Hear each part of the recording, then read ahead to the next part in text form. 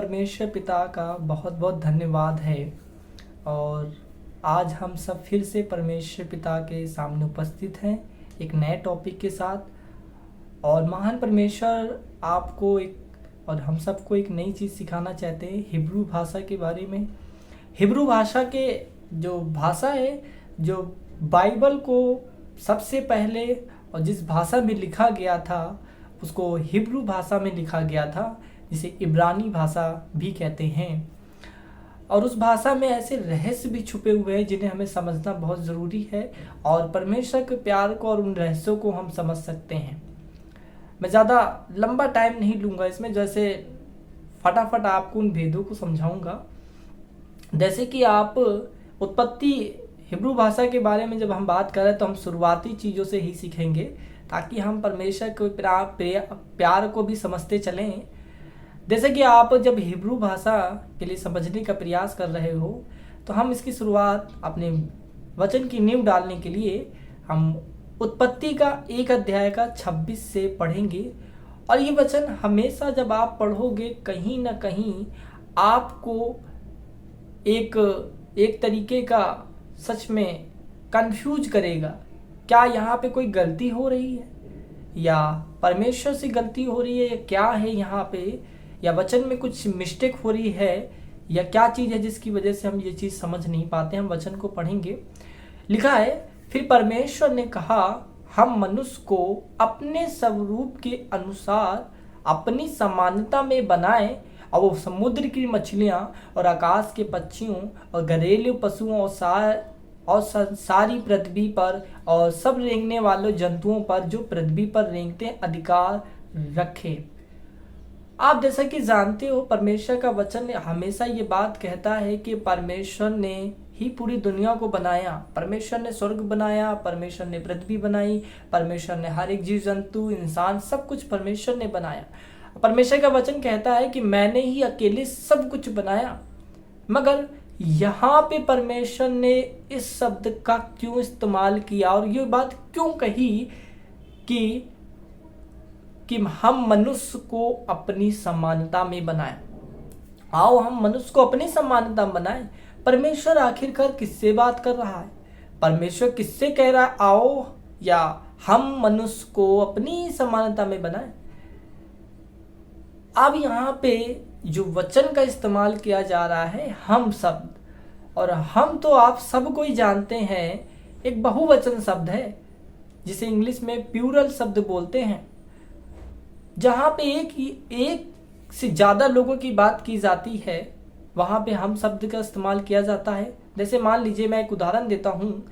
जैसे मान लीजिए मेरा एक दोस्त है, मैं कहीं पे था और आज एक व्यक्ति मुझसे पूछ रहा है कल आप कहाँ थे तो मैंने उससे बोला कल मैं और मेरा दोस्त जो था वहाँ पे थे। या तो मैं ये बोलूँगा या तो मैं बोलूँगा हम वहाँ पे थे, है ना। हम बताएंगे कि हम वहाँ पे थे क्योंकि हम 2 लोग थे या 3 लोग थे या 4 लोग थे, तो वहाँ पे हम शब्द का इस्तेमाल होगा। मगर बाइबल तो ऐसा कहती कि परमेश्वर तो अकेले था, परमेश्वर के पास कोई नहीं था। तो कहीं ना कहीं सवाल जो है ये कहीं ना कहीं हम कंफ्यूज हो जाते हैं, हमें समझ में नहीं आता कि परमेश्वर ने हम शब्द क्यों इस्तेमाल किया है। आइए हम इसको समझें। जैसा कि आपने सोचा होगा मन में कि कहीं परमेश्वर ने ये भी तो बताया है कि परमेश्वर ने सबसे पहले स्वर्ग बनाया था। स्वर्ग बनाया तो इसका मतलब परमेश्वर ने स्वर्गदूत भी बनाए। तो स्वर्गदूत जब बनवाए तो उन लोगों के साथ परमेश्वर कह रहा आओ हम मनुष्य को बनाए। मगर उत्पत्ति की किताब के अंदर आप जब पढ़ोगे तो परमेश्वर ने मनुष्य को जब बनाया था तो इस दुनिया की जो मिट्टी से परमेश्वर ने इंसान को बनाया था, अकेले ही बनाया था, और उसके नथनों में जीवन का श्वास फूंक दिया था। कोई स्वर्गदूत ने इंसान को नहीं बनाया था या फिर कोई और नहीं था, परमेश्वर ही था। मगर फिर भी यहाँ पे ये बहुवचन शब्द का क्यों इस्तेमाल हो रहा है? अगर उन्होंने भी नहीं बनाया तो परमेश्वर क्यों कह रहा है कि हम मनुष्य को अपनी समानता में, अपनी छवि में, अपनी छवि में अपने जैसा हम बनाएं? तो परमेश्वर आखिरकार किससे बातें कर रहा है? इसको समझने के लिए हम एक वचन को देखेंगे। उत्पत्ति 1:1 में लिखा है, अगर इंग्लिश में बोलें तो ऐसे लिखा, in the beginning God create heaven and the earth. मतलब परमेश्वर ने, आदि में परमेश्वर ने आकाश और पृथ्वी की सृष्टि की। इस उस जगह पे ये बात लिखी है। मगर अगर आप हिब्रू की भाषा या फिर जूइश बाइबल को जब पढ़ते हैं, इब्रानी भाषा में जब बाइबल को पढ़ते हैं हम, तो उसमें ये बात इस प्रकार लिखी है। किस प्रकार लिखी है? उसमें ऐसे लिखा है, in the beginning Elohim create heaven and the earth. Elohim, Elohim क्या है? एलोहिम परमेश्वर का नाम है। समझ पा रहे हैं आप? ये परमेश्वर का नाम है। जैसे आपने कई सारे भजनों में सुना होगा, ऑनलाइन सुना होगा, एलोहिम। अब एलोहिम शब्द क्यों इब्रानी भाषा में इस्तेमाल किया गया? और एलोहिम पुराने नियम में ही जूइश बाइबल के अंदर इस्तेमाल किया जाता है। एलोहिम जो है, इसका जो अर्थ बनता है, इब्रानी भाषा के अंदर कुछ ऐसे शब्द होते हैं, अगर जिन शब्दों के पीछे या उसमें आई और एम जुड़ जाता है, सब शब्दों की बात मैं नहीं कह रहा हूं, कुछ शब्दों में आई और एम जुड़ जाता है, तो उस जगह पे वो बहुवचन शब्द मान लिया जाता है, वो बहुवचन हो जाता है।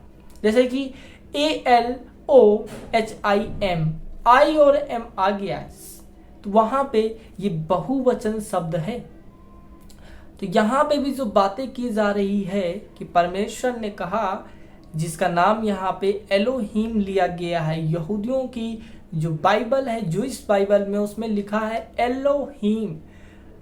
एलोहिम शब्द आया है, जिसका अर्थ भी इस तरीके से समझ सकते हैं कि परमेश्वर, एलोहिम जो शब्द आ रहा है, परमेश्वर जो ये बहुवचन शब्द, परमेश्वर का नाम बहुवचन में आ रहा है और परमेश्वर का नाम बहुवचन में बन जा रहा है।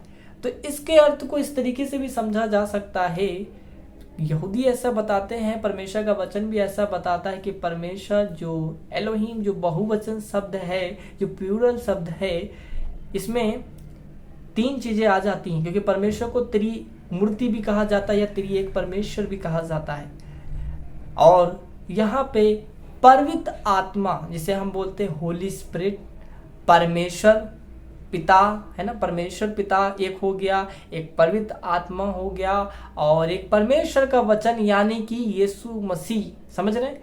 तो यहाँ पे तीन आ जाते हैं, और ये बहुवचन जो नाम एलोहिम दिया जा रहा है, जिसमें आई और एम जुड़ रहा है, वो इसी बात को दिखा रहा है कि उस समय जब दुनिया की सृष्टि हो रही थी, तो परमेश्वर के साथ पहले ही से परमेश्वर की आत्मा और परमेश्वर स्वयं, जो जिसे हम पवित्र आत्मा कहते हैं, और परमेश्वर स्वयं और प्रभु यीशु मसीह यानी कि परमेश्वर का वचन परमेश्वर के साथ था।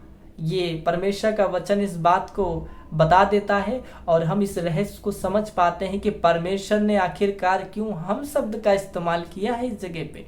क्योंकि परमेश्वर कह रहा है अपने आप से, प्रभु से, यीशु मसीह से और पवित्र आत्मा से कह रहा है, जो आत्मा आज हम सबको मिल चुकी है, परमेश्वर की आत्मा, पवित्र आत्मा जो हमारी सहायक है। बाइबल कहती है वो तो हमारी हर एक निर्भरताओं में हमारी सहायता प्रदान करता है, पवित्र आत्मा।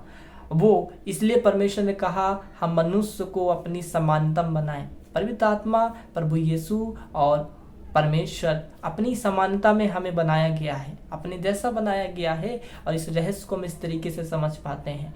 महान परमेश्वर आप सबको आशीष दे। इस छोटे से पॉइंट से परमेश्वर आपके विचारों को और बुद्धि और समझ को खोले, और परमेश्वर का प्रेम आप तक पहुंचे, और आपके घरों में, आपके जीवन परमेश्वर की शांति हो। प्रभु यीशु मसीह के नाम से परमेश्वर का धन्यवाद।